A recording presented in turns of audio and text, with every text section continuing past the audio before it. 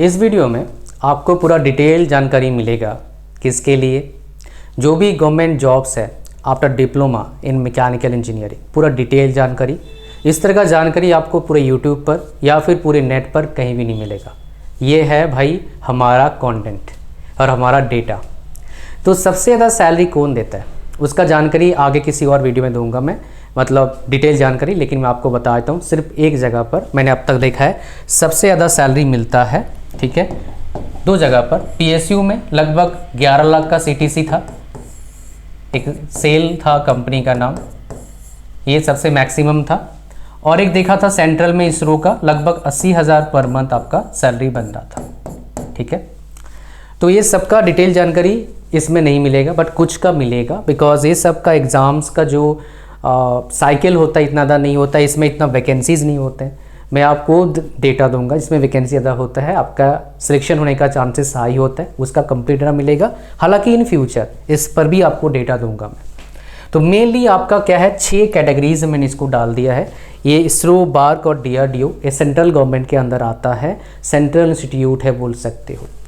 PSUs government का भी है और प्राइवेट का भी, मतलब पब्लिक सेक्टर अंडरटेकिंग इसका नाम है। गवर्नमेंट जॉब जैसा होता है, एक बार जॉब लगा, अगर पीएसयू बचा है तो लाइफ टाइम वहाँ पर जॉब करोगे, आपको बहुत अच्छा सैलरी पैकेज मिलता है, बहुत अच्छा इंक्रीमेंट मिलता है, बहुत सारी फैसिलिटीज़ मिलते हैं, लाइक मेडिकल फैसिलिटी, आपके बच्चों का पढ़ाई लिखाई, आपके घर वालों का मेडिकल फैसिलिटी, आपको बहुत सारे पर्क्स मिलते हैं, बोनस मिलते हैं, पूजा बोनस मिलता है, दिवाली बोनस मिलता है, और ये बहुत सारी चीज़ें आपको मिलता है। ट्रैवलिंग अलाउंस भी मिलता है इसमें। इसरो, बार्क और डीआरडीओ ये नंबर 1 चॉइस अगर आपको मिलता है। प्रॉब्लम क्या इनके साथ, इसमें वैकेंसीज़ बहुत कम रहते हैं, ज़्यादा वैकेंसीज़ नहीं रहता है। स्टेट जेई हर साल निकलता नहीं है, और लगभग जितने भी जेई वाले आपके एग्ज़ाम निकलते हैं वो बोलते हैं कि हमारे स्टेट के बंदे ही दे सकते हैं, बाकी स्टेट के बंदे दे नहीं सकते। कुछ स्टेट गवर्नमेंट ऐसे करते हैं, कुछ स्टेट गवर्नमेंट का पॉलिसी थोड़ा सा अलग होता है, बट सिमिलर टाइप का होता है। बोलते हैं मान लो कोई है उड़ीसा से, वो बोलेगा भाई आपको उड़िया लिखना आना चाहिए, या फिर उड़िया आप 10th में पढ़े हो या 12th में पढ़े हो, तो भाई वो अदर स्टेट के लिए फिर पॉसिबल नहीं होता है। वो तब भी पॉसिबल होता है मान लो आप उड़ीसा से हैं और आप यहाँ से 10th पढ़ के बाहर चले गए, या फिर बाहर किसी तरीके से आपने पढ़ लिया, then it is okay, otherwise थोड़ा मुश्किल होता है। तो स्टेट गवर्नमेंट का जेई ओपन खुद के स्टेट के लिए ही मान लो एप्लीकेबल है, वो हर साल निकलता नहीं है। हर स्टेट का जेई निकलता है 4, 5 साल, 6 साल, 8 साल भी ऐसे कुछ स्टेट्स हैं जहाँ पर निकलता है। तो इतना अच्छा ऑप्शन ये नहीं है, ये सारे ऑप्शन इससे बेटर हैं। बट इन सबसे बेटर क्या है, सबसे अच्छा ऑप्शन है अगर आपको जेई का एग्ज़ाम देना है, एसएससी जेई। बट इसके साथ थोड़ा सा प्रॉब्लम है, सारे एसएससी जेई पोस्ट के लिए डिप्लोमा वाला एलिजिबल नहीं होता है, बीटेक वाला एलिजिबल हो जाता है। तो अगर आपको गवर्नमेंट जॉब करना है तो भाई खाली डिप्लोमा करके मत बैठिए, बीटेक में एडमिशन ले लीजिए और उसके साथ साथ गवर्नमेंट जॉब का प्रिपरेशन करते रहिए। उससे क्या होगा, बीटेक 3 साल का होगा, 3 साल आपको पूरा टाइम मिल गया, कोई प्रेशर नहीं, घर वालों से भी और पड़ोसियों से भी और फैमिली मेम्बर मतलब रिलेटिव से भी। लोगों को पता लगेगा आप पढ़ाई कर रहे हो, साथ में आप गवर्नमेंट जॉब प्रिपरेशन कर रहे हो, किसी को बताओ, बढ़िया तरीके से लगे रहो, डेली 2-3 घंटा दो, डेली 20-30 क्वेश्चन सॉल्व करो। 3 साल में आपका प्रिपरेशन ज़बरदस्त हो जाएगा अगर आपने प्रैक्टिस अच्छे से करा और रिविज़न करा। That's it. बेसिक क्लियर तो कॉलेज वाले करवा देंगे बहुत सारा। तो आरआरबी जेई और आरआरबी एएलपी बहुत अच्छा वैकेंसी होता है, लेकिन ये 5 साल में लगभग आता है, वंस इन 5 ईयर्स। ये अब तक चल रहा था, इस साल से 2024 से शायद हर साल आए, बिकॉज जैसे एसएससी का एग्ज़ाम कैलेंडर आता है वैसे आरआरबी का एग्ज़ाम कैलेंडर आया है इस साल। लेट्स सी, अगर ये चेंज हो जाता है, काफ़ी अच्छा अपॉर्चुनिटी बहुत सारे बच्चे को मिलेगा इस एग्ज़ाम को क्रैक करके जॉब लेने के लिए। इसमें और एक पोस्ट रहता है, कभी कभी एएलपी के साथ आता है, कभी कभी सेपरेटली आता है, वो है टेक्नीशियन का पोस्ट, टेक्नीशियन का पोस्ट, ठीक है। इसके लिए भी बहुत सारे लोग एलिजिबल हो जाते हैं, ठीक है। तो मैकेनिकल वाला इन जनरल एलिजिबल रहता है। तो मेनली ये आपके 6 जॉब्स हैं जिसके लिए आप एलिजिबल हो, 6 टाइप्स ऑफ जॉब्स आप प्रिपरेशन कर सकते हैं। क्वेश्चन आपके दिमाग में होगा, आप में से बहुत से लोगों का प्रॉब्लम होता है, क्या सर हमारे को अंग्रेज़ी में प्रॉब्लम है।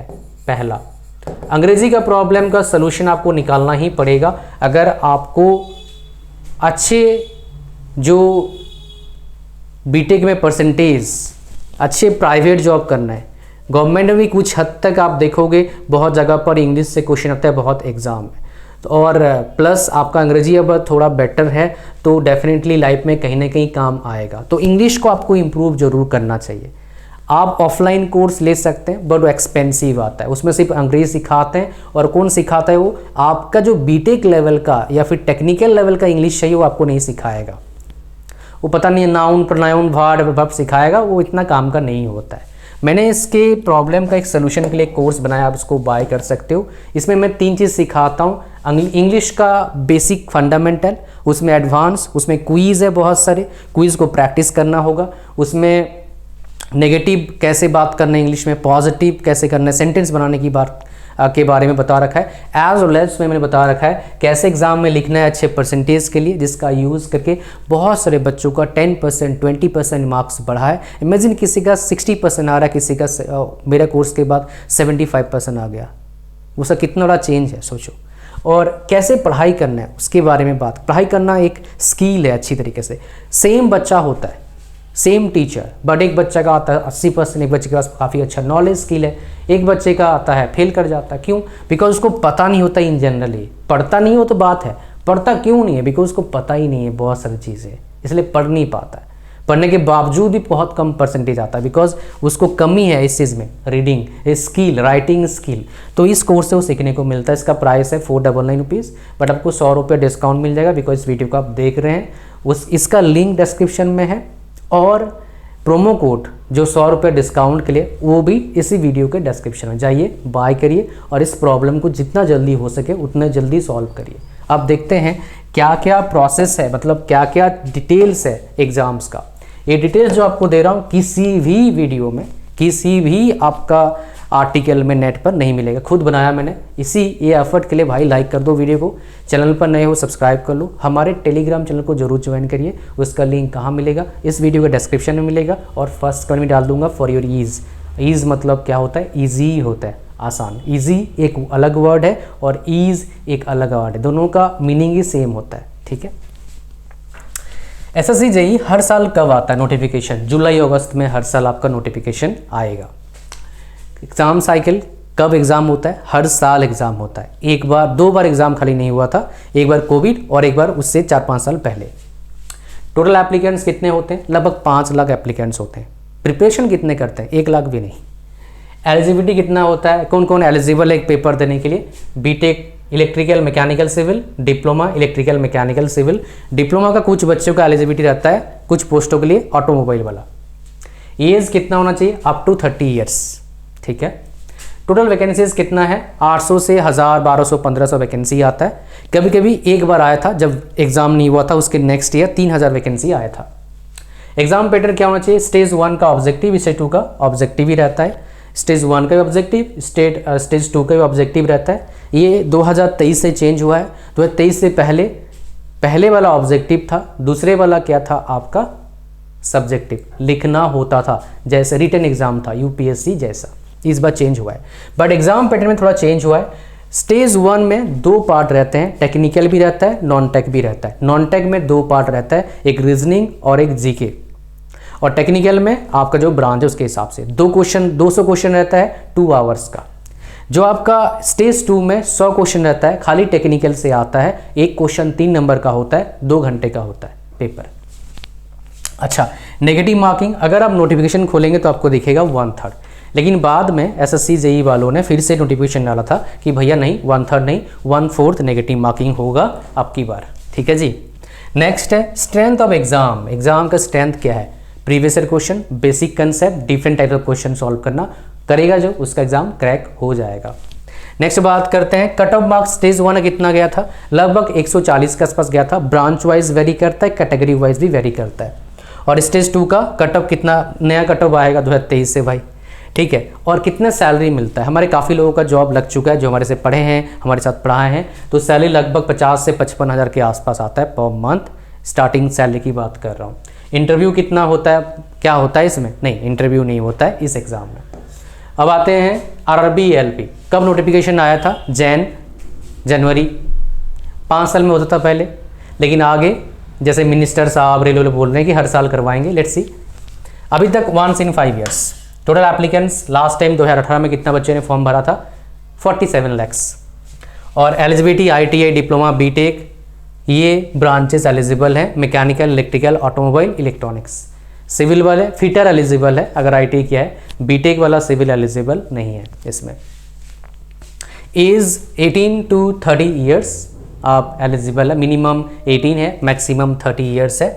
टोटल वैकेंसीज इस बार 6000 के 5600 समथिंग आया है, 96, ठीक है। सो इस बार 6000 के आसपास आया है। इन जनरल 14000 30,000 भी एक बार आया था, 2018 की बात कर रहा हूँ, उसमें 60,000 हो गया था टेक्नीशियन को मिला के।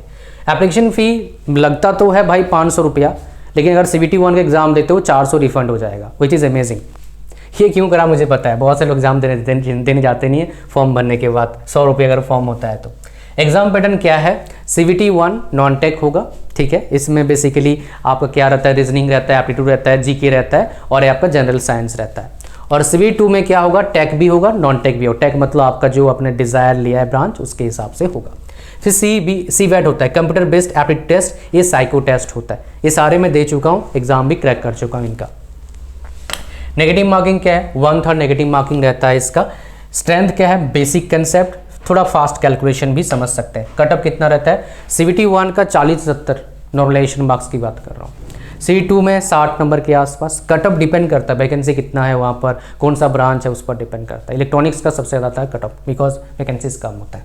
CVAT में 42 क्या होता है? क्वालिफाइंग नेचर होता है, सबको लाना पड़ता है। सैलरी कितना मिलता है? 35,000 के आसपास। क्या कोई इंटरव्यू उसमें होता है? नहीं होता। RRB JEE का देख लीजिए कब नोटिफिकेशन आएगा भाई, इस बार बोल रहे हैं तो अगस्त में आएगा, लेकिन ऐसे इन जनरल जो लास्ट टाइम आया था वो दिसंबर में आया था, 2018 के दिसंबर में आया था, ठीक है। 31 दिसंबर के आसपास आया था। Exam cycle once in 5 years अभी तक चला था, नेक्स्ट ईयर शायद हो, अगर होगा तो हर साल मैं कर दूंगा इसमें।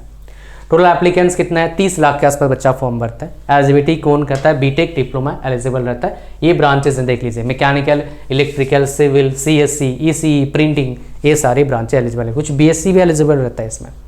एज 18 to 33 ईयर्स तक फॉर्म भर सकते हैं। टोटल वैकेंसीज अबाउट 15,000 वैकेंसीज आता है। इस बार कितना आएगा पता नहीं। टोटल एप्लीकेशन फ़ी इस बार आएगा अगस्त में, 500 रुपया लगता है, 400 रुपये रिफंडेबल। लेकिन इसमें जो जनरल की बात कर रहा हूँ, कैटेगरी वाइज अलग फीस स्ट्रक्चर है। एग्जाम पैटर्न क्या रहता है देख लीजिए। CBT 1 का टोटल 100 नंबर, 90 मिनट्स रहेगा। Maths, general intelligence, reasoning 25, general awareness 15, general science 30। CBT 2 का total question 150 number, time 120 minute, general awareness 15, general science, physics, chemistry खाली रहेगा 15, basics of computer science and application 10 number का, basic of engineering, pollution control 10 number का, technical abilities कितना है 100 number का। ये रहा गया। मार्किंग 1/3 रहता है आपका। Strength of exam basic, previous question, test series, revision, time management and accuracy, हर एग्जाम में काम आता है एक्यूरेसी। कट ऑफ क्या है आपका? CBT 1 का 70, CBT 2 का कितना है 70 के आसपास। सैलरी कितना है? 52,000 के आसपास मिलता है पर मंथ। इंटरव्यू नहीं होता है। तो मेनली आपको मैंने वो एग्ज़ाम्स दिखाया जो अच्छा भारी भरकम है। PSUs के एग्ज़ाम्स भी आता है, अगर आप चाहते हो कोई वो भी मैं इसमें ऐड कर दिया करूं और आगे बताया करूं, नीचे कमेंट करिए। मेरे से आपको पूरा वीडियो समझ में आ गया, कहानी समझ में आ गया, वीडियो को लाइक कर दीजिए। और एक बात, अगर आप प्रिपरेशन कर रहे हैं SSC JEE का, बिकॉज हर बच्चा SSC का पेपर देता है, तो हमारा टेस्ट सीरीज जरूर बाय कर लीजिएगा। और फ्री कोचिंग भी बता देता हूँ।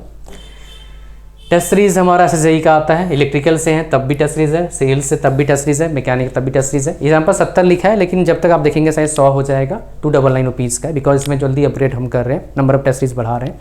और 299 रुपीज़ का है। सबका लिंक डाल दूंगा, बाय कर सकते हैं आप। अच्छा, और एक बात, अगर आप प्रिपरेशन कर रहे हैं तो एक चैनल को जरूर सब्सक्राइब कर लीजिएगा, उसमें आपको बहुत अमेजिंग कंटेंट मिलता है फ्री में। बहुत सारे पेड कंटेंट में, मतलब पेड कंटेंट फ्री में मिलता है आपको। उस चैनल का नाम क्या है? Top test series. मैं आपको बता देता हूँ, ठीक है, थोड़ा सा टाइम दीजिए। Top test